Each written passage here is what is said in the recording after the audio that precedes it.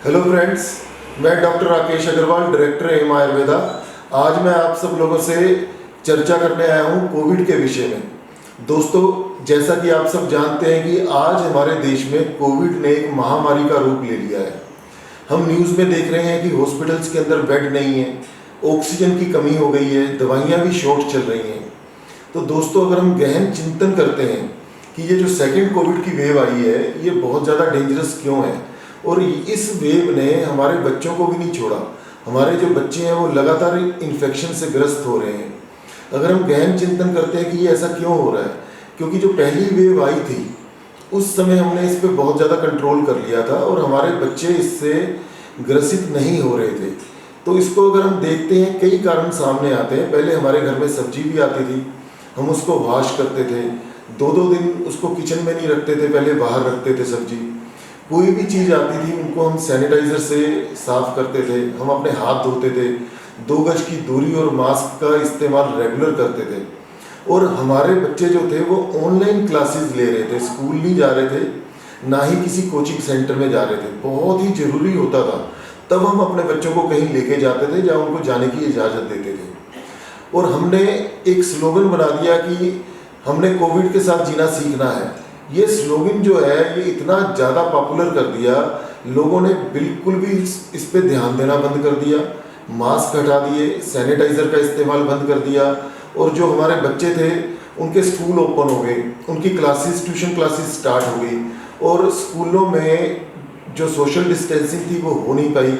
इस वजह से हमारे बच्चे जो हैं इसकी पकड़ में आने लगे। और सिर्फ कुछ महीनों की बात है, 1, 2 या 3 महीनों की बात है, अगर हमारे स्कूल अभी बंद रहें, ये कोचिंग सेंटर अभी बंद रहें, ये सारा सिस्टम ऑनलाइन रहे कुछ महीने, तब भी हम इस सेकंड वेव पे कंट्रोल पा सकते हैं, ये कंट्रोल कर सकते हैं।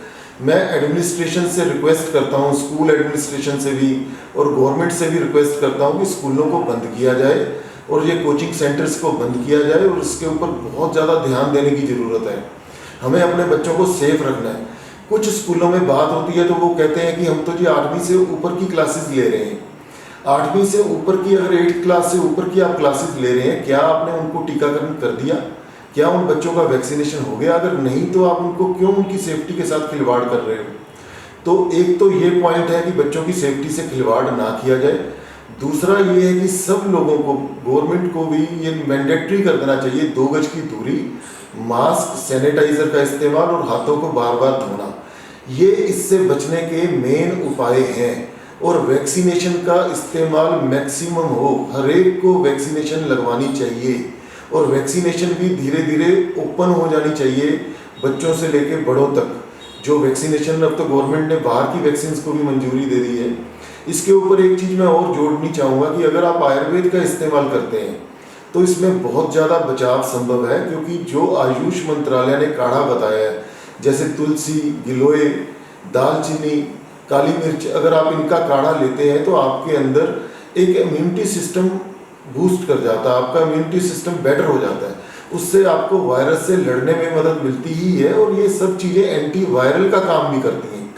और मैं तो ये कहूँगा कि जितने भी लोग हैं सभी दिन में 2 बार या 3 बार सेंधा नमक और हल्दी के गार्गल्स करें। उस गार्गल्स को करने से आपके मुंह के अंदर एंटी वायरल वातावरण पैदा होता है, जिससे कि इस वायरस के एंटर होने की संभावना में कमी आ जाती है।